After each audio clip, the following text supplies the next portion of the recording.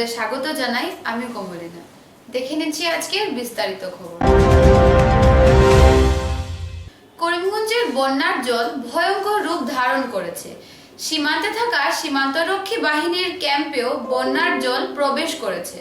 জেলার কুশিয়ারা আর বরাক নদীর জল বিপদসীমা অতিক্রম করেছে। নদীর জল বেড়ে যাওয়ায় জলমগ্ন হয়ে পড়েছে জেলার বহু নিচু এলাকা। বিগত কিছুদিন ধরে মুষলধারে বৃষ্টি হওয়ার ফলে চরম অসুবিধার সম্মুখীন হতে হয়েছে সীমান্তরক্ষী বাহিনীকে। কুশিয়ারা নদীর জল বেড়ে যাওয়ার ফলে ভারত বাংলাদেশ সীমান্তে নদীর তীরে থাকা সীমান্তরক্ষী বাহিনীর ক্যাম্পে জল ঢুকে যাওয়ার ফলে চরম অসুবিধার সম্মুখীন হতে হয়েছে। কিন্তু কর্তব্যে অবিচল ভারতীয় সেনাবাহিনী বন্যার জলের মধ্যেও দিন রাত চালিয়ে যাচ্ছে সীমান্ত প্রহরা। সীমান্তের নদী এলাকার মানুষ ভয়ঙ্কর বন্যার কবলে পড়েছে।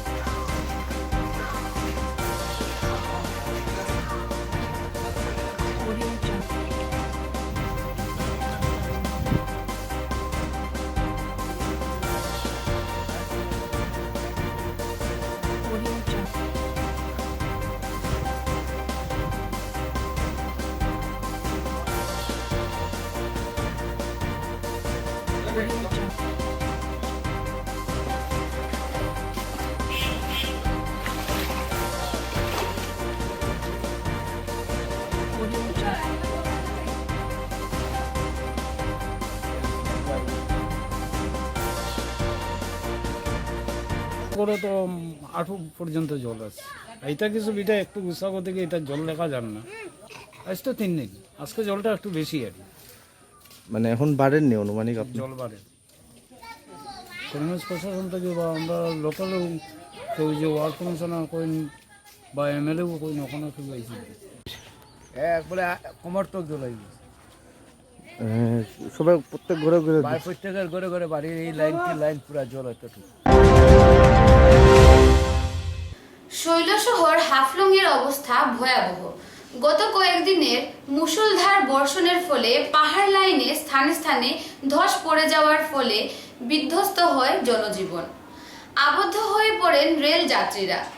শিলচর গুয়াহাটি প্যাসেঞ্জার ও গুয়াহাটি শিলচর ট্রেনের যাত্রীরা আবদ্ধ হয়ে পড়েন।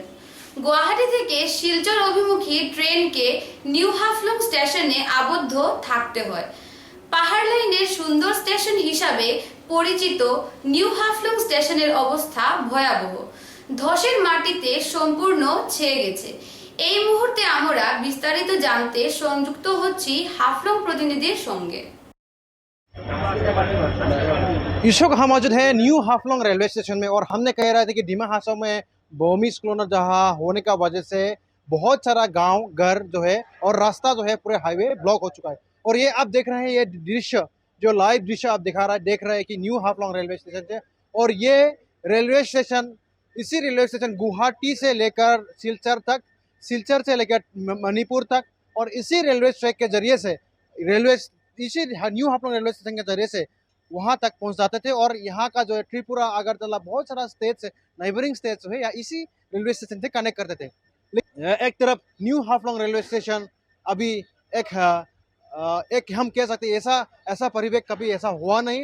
और डिमा हासो का बहुत सारा जगह में ये रेलवे ट्रैक जो है सिंकिंग हो चुका है। लेकिन इससे ये आप विजुअल दृश्य देखने के बाद में हम सोचते थे। और ये न्यू हाफलोंग स्टेशन ऐसा स्टेशन है जहां डिमा हासो डिस्ट्रिक्ट को ही नहीं पूरे आसाम का बीच में ओनली ऑन एक हिल स्टेशन कहा जाता है, जहां पहाड़िया स्टेशन कहा जाता है। सिर्फ यही है पूरे आसाम का एक हिल स्टेशन, जहां पूरे आसाम भी न्यू हाफलोंग रेलवे स्टेशन का लेकर एक बहुत सारा एक गर्व महसूस करता था। जहां हिल स्टेशन का अगर बात करें तो न्यू हाफलोंग स्टेशन को ही कहा जाता था। तो लेकिन वो अभी न्यू हाफलोंग स्टेशन यानी कि हिल स्टेशन जो है, जो आसाम का हिल स्टेशन अभी एक ऐसा दृश्य बनने जा रहा है, ऐसा दृश्य बन गया है जहाँ एक आप सोच में नहीं सकते, कल्पना भी नहीं कर सकते कि डिमा हासो में इस तरह सा हुआ है। और डिमा हासो में बहुत सारा रास्ता ब्लॉकेज होने के बाद और हमने यहाँ पर जब स्टेशन में आया था तभी भी पाँच किलोमीटर ऐसा हमको पैदल आना पड़ा। उस पैदल आने के बाद में ही ये इस स्टेशन पे आप पहुंचा है। और ये पूरा आपको दृश्य देख रहा है, पूरा न्यू हाफलोंग स्टेशन पानी के अंदर डूब गया है। और ऊपर से मिट्टी आने का वजह से यहाँ का जो पूरा जो स्टेशन है अभी विफल हो गया है, अभी कुछ काम नहीं कर रहा है आपका ट्रेन। NF रेलवे का जनरल मैनेजर भी डिमा हासो में कल से आगे कैंपिंग कर रहा है, लेकिन उसको जहीजा ले रहा है। और बहुत सारा जगह में ऐसा सिंचिन होने का वो देखभाल कर रहा है, लेकिन अभी इसी ट्रेन को कब तक और कितना दिन रिस्टोर कर रहा है वो देखभाल कर रहा है। लेकिन अभी इसी ट्रेन को कब तक और कितना दिन रिस्टोर करने में लगेगा, ये सबसे बड़ी बात अभी हो चुका है। और जैसे कि हमने बताया था कि न्यू हाफलोंग रेलवे स्टेशन जो है एकमात्र हिल स्टेशन है जहां पूरे आसाम में, और इसी हिल स्टेशन को अभी किस तरह से हालत हो गया है ये आप सोच रहे थे। ये अभी भी 3 इंजन अभी भी यहाँ पे फंसा हुआ है। और बहुत सारा डब्बे जो है पैसेंजर का जो डब्बे है अभी मिट्टी के अंदर में घुस गया है। और ये इसको रेस्क्यू का या फिर रिस्टोरेशन करने के लिए, क्लियर करने के लिए अभी तक रेलवे की तरफ से भी या कोई एडमिनिस्ट्रेशन के गवर्नमेंट की तरफ से इनिशिएटिव नहीं लिया गया है। लेकिन अगर लेने के लिए भी बहुत ही वक्त लग सकता है, क्योंकि यहाँ पर रास्ता ब्लॉक है। और इसको अगर रिजर्वेशन करते हैं या फिर इसको क्लियर करते हैं, फिर भी इसको फिर से ट्रेन जो साल करने के लिए बहुत ही वक्त लगने का संभावना है। করিমগঞ্জ পুরসভার পক্ষ থেকে এক বিজ্ঞপ্তি জারি করে করিমগঞ্জ শহরের রাস্তার পাশে ইট, বালি, পাথর, লাল মাটি ইত্যাদি না রাখতে বলা হয়েছে। বিজ্ঞপ্তিতে করিমগঞ্জের পুরপতি জানিয়েছেন, রাস্তার পাশে এ ধরনের নির্মাণ সামগ্রী রাখার ফলে প্রতিটি রাস্তায় যানজটের সৃষ্টি হয়। এতে জনসাধারণ চলাচলে খুবই অসুবিধার মুখে পড়েন। পাশাপাশি স্কুলের কচিকাঁচা পড়ুয়াদের প্রতি মুহূর্তে বিপদের সম্মুখীন হতে হয়। তাই যারা এ ধরনের সামগ্রী রেখে জনগণের অসুবিধার সৃষ্টি করছেন তাদের অতি সত্বর সামগ্রীগুলি সরিয়ে নিতে অনুরোধ জানানো হয়েছে। অন্যথায় পুর কর্তৃপক্ষ আইন অনুযায়ী ব্যবস্থা গ্রহণ করতে বাধ্য হবে। বিজ্ঞপ্তি জারি করার পরও রাস্তার আশেপাশে ইট, বালি, পাথরগুলি পাওয়ায় প্রশাসন এগুলি বাজেয়াপ্ত করে নিয়ে যায়। প্রায় 4-5 দিন আগে আমরা একটা নোটিশ জারি করেছি যে রাস্তার কিনারে যদি কেউ যে বালিপাত্র রেখে ব্যবসা করে ওনারা এই বালিপাত্রগুলো সরানোর জন্য আমরা FLSও করেছি এবং প্রত্যেকটি পেপারে দেওয়া হয়েছে। তো কালকে খুব সম্ভবত আজকে 5 নম্বর দিন, তাই আজকে আমরা কিছু এরিয়ায় মানে যেখান থেকে আমরা খবর পাচ্ছি এখানে যাচ্ছি, গিয়ে আমার JCB টিপার সঙ্গে আছে, এখান থেকে আমরা বালিপাত্র কিছু মানে সরানোর ব্যবস্থা। তো আমরা তো আজকে থেকে যেখানে আমরা কমপ্লেন পাবো মানছে, আজকে যেমন স্কুল থেকে আর এখান থেকে কমপ্লেন গিয়েছে, আমরা এসে তারপরে যারা বাড়ির মালিক ওনারা বলেছে 2-3 দিনের ভিতরে ওনারা সব পাত্র সরিয়ে দিবে। যদি না সরায় আমরা 2 দিনের টাইম দিয়ে গেছি, আবার আমরা এসে আমাদের গাড়ি দিয়ে নিয়ে যাবো। যদি 2 দিনের ভিতরে কোনো পদক্ষেপ না নেয় আপনার পৌরসভাতে কি পদক্ষেপ নেওয়া হবে? আমরা আবার আসবো, JCB নিয়ে, টিপার নিয়ে আসবো, এসে পাত্র বালি আমরা নিয়ে যাবো। আমি ইনফরমেশন পেয়েছি যে যেখানে রাস্তার পাশে বালু, পাথর ওইগুলো থাকলে ওইগুলা উঠিয়ে নেওয়ার জন্য। তো পাবলিসিটি হয়েছে আর বিজ্ঞপ্তিও একটা জারি হয়েছে। তো আমি এখানে দেখে আমার 5 নম্বর ওয়ার্ডে মাটিটা ফেলা, কিন্তু 6 নম্বর ওয়ার্ডবাসী ফেলেছেন। আমি ওইটা 6 নম্বর ওয়ার্ডের অনেককেই খবর করে মালিক পেয়েছি। তো মালিককে ইনফরমেশন দেওয়া হয়েছে যে আমি 2 দিন থেকে বলছি যে আপনারা মাটিটা উঠিয়ে নিয়ে যান, আর বাড়ি করার জন্য মাটি তো ফেলতেই হবে, আপনারা ফেলবেন, কিন্তু আর রাত্রে ফেলা হলে সকালবেলা আপনারা উঠিয়ে নিয়ে যাবেন। তখন রাস্তার মানে জনসাধারণেরও অসুবিধা হয় না, ড্রেনেজেরও প্রবলেম হয় না। কিন্তু আমি 2 দিন থেকে কোনো ধরনের কোনো পাচ্ছি না, সাড়া পাইনি। মালিক থেকে কোনো সাড়া পাইনি। আর সেই জন্য আমি প্রতিবেশীদের বারবার ফোন করে বলছি আপনারা মালিককে বলেন। মালিককে আমি এখনো ভালো করে মালিকের চেহারাটাও দেখিনি, কিন্তু প্রতিবেশীরা চিনতে পেরেছে, ওনাকে ইনফরমেশন দিয়েছে, কিন্তু হয়নি। এখন আমি বাধ্য হয়ে আর এখানে আমার সাথ দিতেই হচ্ছে, কিছু করার নেই আমাদের। তারপরও আমি ভেবেছিলাম, এখনও আমি ইনফরমেশন পেয়ে আমি এখনও ফোন করেছিলাম যদি কোনো খবর পায়, তাও কিন্তু এখনও কোনো খবর আমি পাইনি। পাহাড়িয়া জেলা হাফলং এর অবস্থা ভয়াবহ। সড়ক রেল যোগাযোগ প্রায় বিচ্ছিন্ন। জেলায় নেই বিদ্যুৎ সংযোগ। হাফলং লঙ্কা সড়ক পথ ভেঙে যাওয়ায় যোগাযোগ প্রায় বিচ্ছিন্ন হয়ে পড়েছে। তৎপর হয়েছে জেলা উপায়ুক্ত যোগাযোগ ব্যবস্থা ঠিক করার জন্য টাস্ক ফোর্স গঠন করেছেন। সড়ক যোগাযোগ পুনরায় চালু করার জন্য নির্দেশ দেওয়া হয়েছে। কাজের তদারকি করেছেন জেলা উপায়ুক্ত। রাস্তা ক্লিয়ার করার জন্য স্থানে স্থানে জেসিপি রাখার নির্দেশ দেওয়া হয়েছে।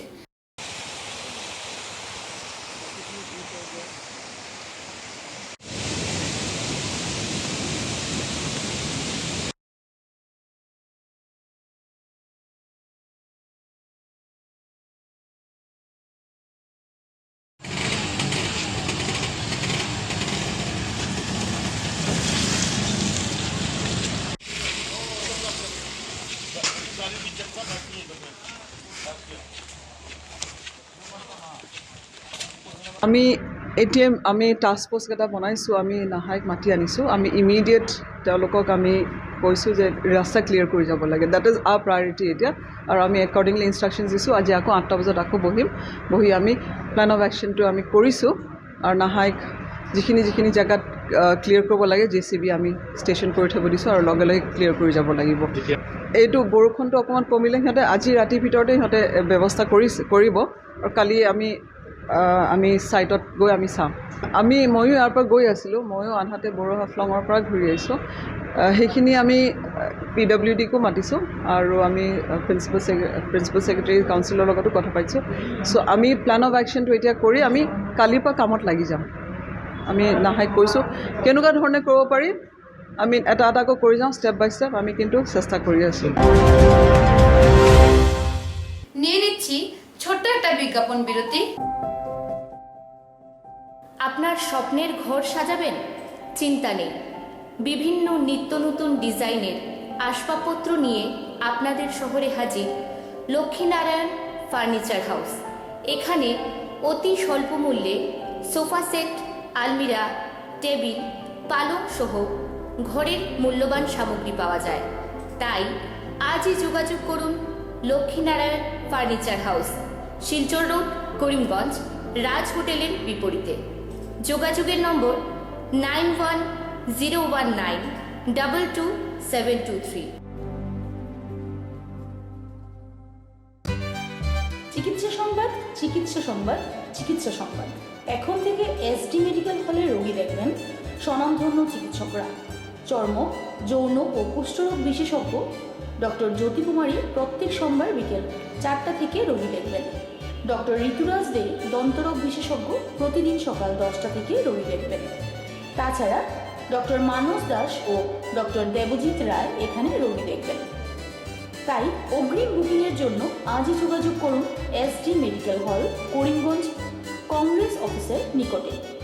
যোগাযোগের নম্বর 8402886123, 8822454624।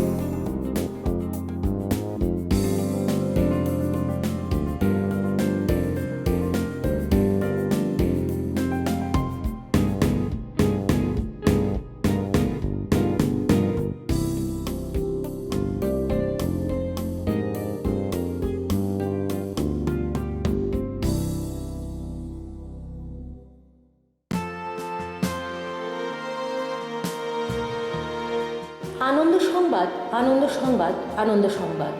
করিমগঞ্জে বিশুদ্ধ জলের সম্ভার নিয়ে হাজির দেবজে ওয়াটার সাপ্লাইয়ার কোম্পানি।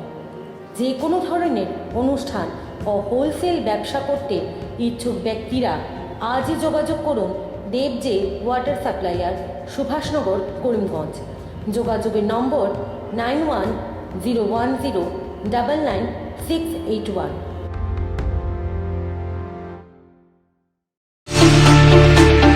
আনন্দ সংবাদ, আনন্দ সংবাদ।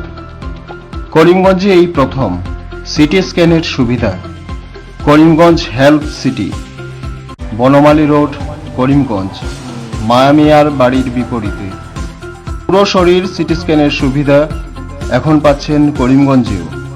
আন্তর্জাতিকভাবে বিখ্যাত ডাক্তার দ্বারা রিপোর্ট।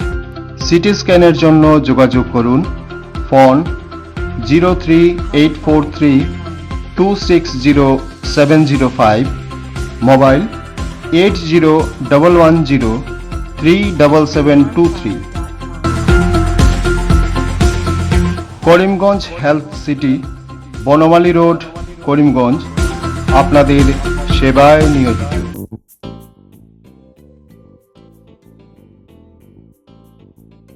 বিভিন্ন আধুনিক ও আকর্ষণীয় টাইলসের সম্ভার নিয়ে উপস্থিত প্রিয়া টাইলস।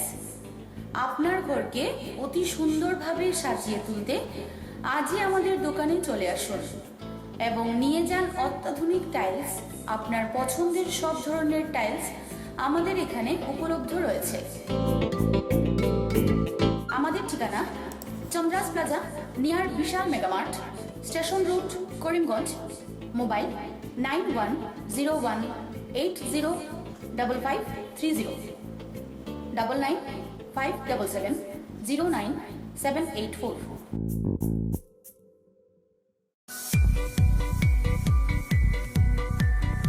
Barak diagnostic centre. এখানে digital ECG, digital EEG, digital X-ray, computerise pathology, microbiology, histopathology, colour Doppler, sonography ইত্যাদি করা হয়। আমাদের প্রতিষ্ঠান প্রতিদিন সকাল 7টা থেকে রাত্রি 9টা পর্যন্ত খোলা থাকে। প্রতিদিন সকাল 8টা থেকে সোনোগ্রাফি করা হয়।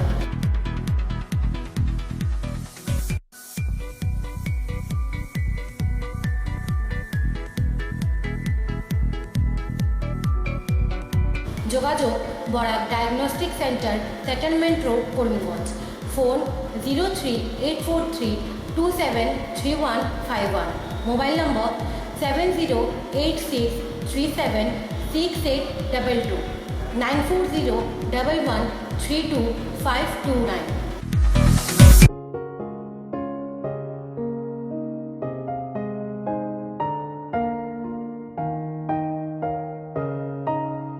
চিকিৎসা সেবায় নতুনত্ব নিয়ে হাজির নিউ লাইফলাইন হাসপাতাল। অত্যাধুনিক প্রযুক্তিতে এখানে pinhole surgery, gallbladder, appendix surgery করা হয়। শিলচর মেডিকেল কলেজের সার্জারি বিভাগের অতিরিক্ত প্রফেসর ডক্টর RC শ্যাম সার্জারিগুলি করবেন। তাছাড়া তিনি প্রতি শনিবার বিকেল 3টে থেকে ওপিডিতে রোগী দেখবেন। রয়েছেন শিশুরোগ বিশেষজ্ঞ doctor Gulzar হোসেনও।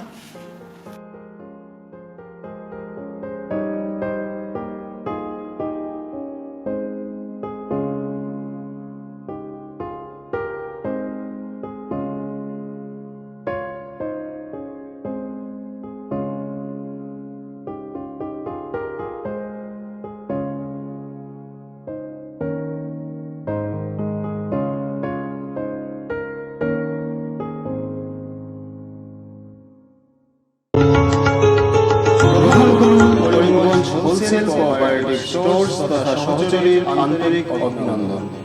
Karimganj wholesale cooperative স্টোর্সের নিয়ন্ত্রণাধীন স্টেশন রোডস্থ বিভাগীয় বিপণী সহযোগী নতুন উদ্যোগে সমৃদ্ধ হয়ে জনগণের সেবায় এগিয়ে এসেছে।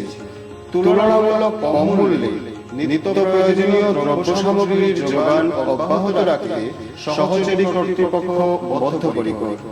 জেলার সমবায় আন্দোলনকে জোরদার করে তোলার ক্ষেত্রে করিমগঞ্জ হোলসেল কোঅপারেটিভ স্টোর্স তথা সহযোগী কর্তৃপক্ষ সকলের আন্তরিক ও সক্রিয় সহযোগিতা কামনা করে। নতুন আঙ্গিকে বাস্তব পরিকল্পনা নিয়ে সহযোগী স্টেশন রোড, করিমগঞ্জ, আপনাদের সেবায় সদা প্রস্তুত। আনন্দ সংবাদ, আনন্দ সংবাদ। করিমগঞ্জ জেলায় প্রথম ভারত সেরা স্বনামধন্য চিকিৎসা বিশেষজ্ঞরা এখন রোগী দেখবেন আপনার শহরে। করিমগঞ্জে এখন নিয়মিত ভিজিট করবেন হায়দ্রাবাদের কিওর প্লাস ক্লিনিক্সের নামজাদা ডাক্তাররা। বিভিন্ন জটিল রোগের চিকিৎসায় স্পেশালিস্ট ডাক্তারদের দেখাতে দেশের নানা প্রান্তে ছুটতে হয়। তবে এখন থেকে এসব ডাক সাইটের ডাক্তাররা প্রতি সপ্তাহে রোগী দেখতে আসবেন করিমগঞ্জে। এখানে প্রতি মাসের প্রথম সপ্তাহে শনি ও রবিবার রোগী দেখবেন doctor K Sudhir Reddy, MBBS, AIIMS, MS ortho, orthopaedic and joint replacement surgeon. এখানে রোগী দেখবেন doctor Suresh Babu P, MBBS, MD, DM, neurology specialist. এবং এখানে রোগী দেখবেন doctor Basanta Kumar Reddy, MBBS, MS, consultant vascular, endovascular, kidney and pancreas transplant surgeon.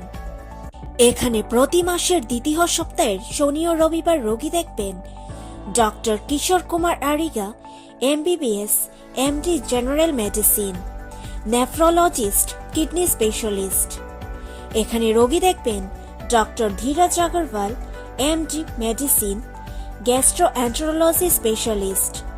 এখানে রোগী দেখবেন doctor Suresh Kumar S, MS, MCH, surgical gastroenterology specialist. এবং এখানে রোগী দেখবেন doctor H. Viresh, MBBS, MS, general surgery, urologist. অগ্রিম বুকিং এর জন্য যোগাযোগ করুন 9169166907। কিওর প্লাস ক্লিনিক্স, শ্রীমা সেবা প্রতিষ্ঠান, হাসপাতাল রোড, করিমগঞ্জ। সোমবার বুদ্ধ পূর্ণিমা উপলক্ষে করিমগঞ্জের ব্রজেন্দ্র রোডে সংকটমোচন হনুমান মন্দিরে একটি সংকটমোচন যজ্ঞের আয়োজন করেন স্থানীয় মাতৃমণ্ডলী সদস্যরা। এই যজ্ঞের উদ্দেশ্য হচ্ছে সমগ্র বিশ্বব্রহ্মাণ্ডের মঙ্গল কামনা। প্রথমবারের মতো এই যজ্ঞটি আয়োজিত হয়েছে। তাদের ইচ্ছা প্রতি বছর এই যজ্ঞটি তারা আয়োজন করবে।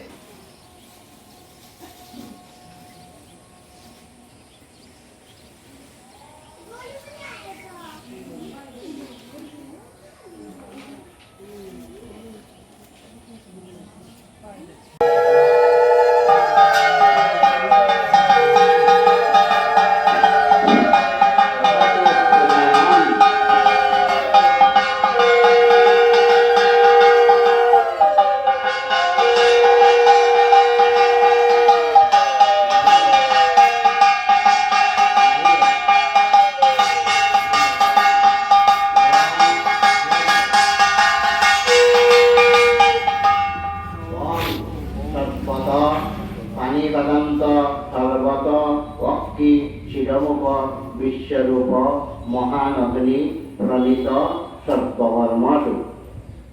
স্থানীয় মাতৃমণ্ডলী দ্বারা আয়োজিত শ্রী শ্রী সংকটমোচন মহাযজ্ঞ পালন করছি আজকে আমরা সবাই মঙ্গলার্থে। আর তৎসঙ্গে শিবযজ্ঞ এবং বিষ্ণুযজ্ঞ। আপনারা প্রতি বছর কি এই বছর আমাদের প্রথম পদক্ষেপ আমরা মাতৃমণ্ডলী মিলে এটা পালন করছি। আপনার সংকটমোচনের কাছে কি প্রার্থনা করছে? প্রার্থনা করছি যেন সবাই মঙ্গল হয়, সবাই সুন্দরভাবে থাকতে পারে, আমাদের যাতে সংকট থাকে না, সব সংকট তিনি মোচন করেন, আমরা সবাই সুস্থ থাকি আর সুন্দরভাবে জীবনযাপন করতে পারি। সংকটের কাছে আমাদের এটাই কামনা। আমরা সবাই আপনারা কি প্রতি বছর এবার এরকম সংকটমোচন যজ্ঞ নিলাম যে আমরা এবার তো প্রথম করছি, ভবিষ্যতে আমরা করব, এটা চালিয়ে যাব। আমরা এটা সংকল্প নিলাম যাতে সুন্দর সুষ্ঠুভাবে আমরা এরকম করতে পারি সবাই মিলে।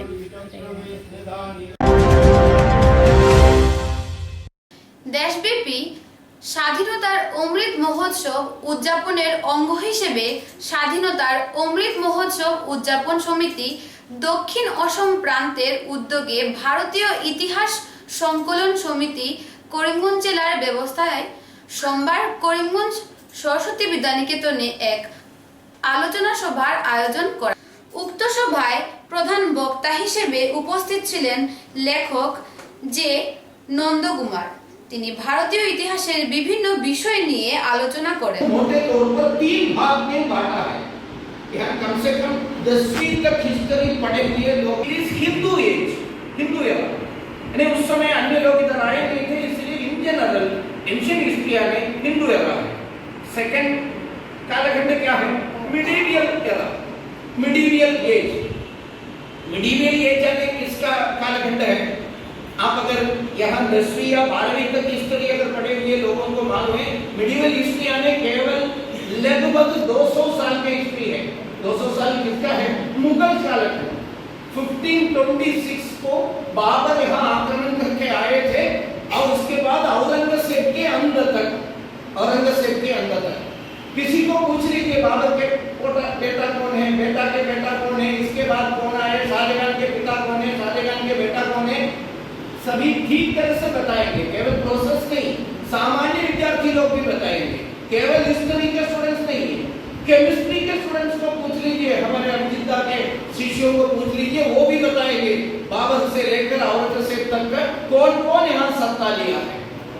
What is this much greatness about these Mughal rulers? क्यों आए ये लोग इधर? हमको अच्छा करने के लिए आए क्या?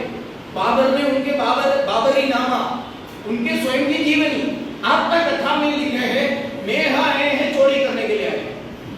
ये उन्होंने बताया, लेकिन हमारे यहाँ में हिस्टोरियंस उसको सपोर्ट नहीं करेंगे। नहीं, हमको अच्छा करने के लिए आए। उन्होंने उनके बाबरी नामा जीवनी में उन्होंने लिखा है, भारत के अंदर मैंने दो ही चीज अच्छा मेरे को लगा है। कौन कौन है वो दो ही चीज? एक तो यहाँ के मंदिरों में, मठों में रखे हुए बहुत सारे सोने, रत्न और इस प्रकार से डायमंड्स एंड ऑल। সুরমা বার্তা আজ এই পর্যন্তই। আগামীকাল আবারও দেখা হবে একই সময়ে একই চ্যানেলে। নমস্কার।